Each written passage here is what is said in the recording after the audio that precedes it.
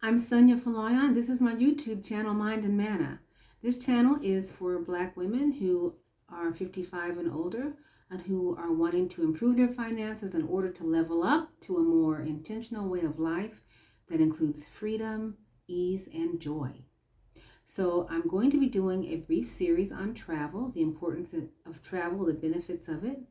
And we do know that, and science does indicate and research proves that travel can be a very important part of our lives in terms of enhancing our ability to experience freedom, ease, and joy.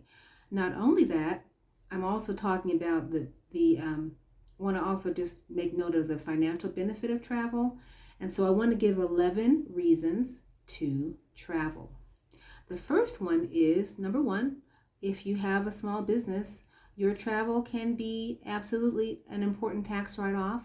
And we know that those tax deductions equal out to ways to reduce taxable income, which means that we're going to be paying less in taxes over the year. So if you don't have a small business, you're a woman, you really need a small business. And having reduced taxable income is a very important reason to do that. The second one is there are health benefits to travel. When we're traveling, typically we're getting better sleep. We are probably eating better. We're moving our bodies. We're walking. We're seeing sights. We're going to museums. We're, experiencing things that we want to see. So anytime we're moving our bodies, experiencing exposing our mind to new experiences, and relieving stress, these are all health benefits. Travel usually also takes us outdoors. And usually when we're traveling, generally speaking, we're happier, which means we're going to be laughing more, smiling more, having more quiet time. And there are so many health benefits to having reduced stress and more joy. The next one is to have fun. We know from research that our sense of happiness increases even before we start packing. Just the idea of taking off that time, planning our outfits, what are we going to do, where are we going to go, being away from the children, or being away from the job, or being away from whatever it is, that starts to increase a sense of happiness and joy. Being able to, again, experience positive things. These are stress relievers. Enjoying the music of a new city, experiencing a concert, taking a dance class, shopping in a new place, staying, within a budget, of course. All these things can bring us a lot of happiness, and fun is a health benefit. Okay, the next one, let's see, the third one, 1, 2, 3, fourth one is to understand ourselves. Traveling takes us out of our comfort zone. It often forces us to deal with change and uncertainty, and we know that travel can bring challenges. Going to a new city, figuring out the grid of a new city, understanding how to navigate a subway system, how to get your Uber or your Didi or your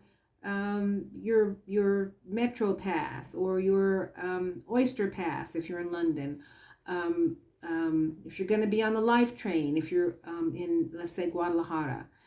All these things are exciting, but they also produce a certain amount of stress, but they help us to understand what our strengths are when we can figure these things out, when we can navigate and get around a new city or spend time in an area that's not as that doesn't have all the creature comforts that we may be accustomed to. All of these things help to challenge our understanding of ourselves and help us to tap into new strengths.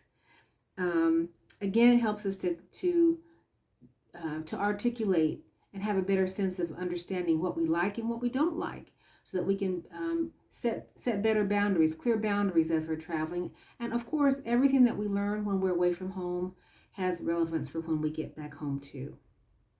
So knowing what you like, whether you are rivers, lakes, streams and brooks person like I'm a freshwater person, or whether you know that you have to be near the beach. These are very important things to consider and to communicate when you're traveling. The next one is to make memories, and this is so important. I think most of us can relate to a trip or an experience that we had while we were traveling that has stuck with us all of our lives.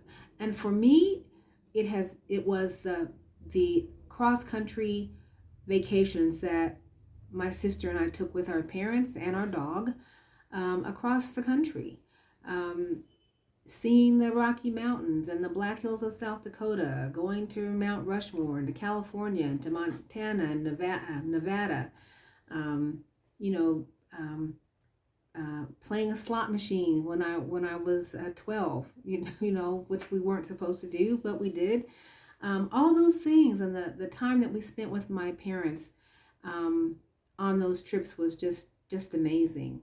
Our dog got lost one time out in South Dakota, and we were going to travel without him. We're going to have to go back home without him, and our dog came back just in the nick of time, so we didn't have to leave him out on the road. We had spent the night in a teepee and as a family, and those are memories I'll never ever forget. So creating memories with our families, with our loved ones, with our friends, are things that stick with us for a lifetime. Seeing the tallest building in the world is another highlight for me. Spending that time with my loved ones, my extended family, even after divorce, still being connected with that family and making that trip together is something that I will never ever forget. So making memories, remembering those experiences. These are things that will stay with us forever. And we want to make memories also with our family, with our children, our grandchildren, so that they can also have those memories that they'll take with them for the rest of their lives. The next one is we get a real life education. And this is so true. One of the important lessons that our parents gave us was that travel was one of the most important ways to become educated. More important oftentimes than what we could learn in books, because we got a chance to see new places, experience different landscapes, try new food. I know what a real desert looks like. I know what real mountains look like. Being able to be in communities with people who speak a different language than I do, who may look different than I do, who may have a different style of dress. Those things are so important in terms of my understanding of the real world. And also, it puts what we learn in books into perspective. So real life education is important. Being on a different airline, being on a foreign Middle Eastern airline was a total experience that no book could prepare me for. Just the level of service and the impeccable service, and the way the culture is even integrated into the whole flight experience.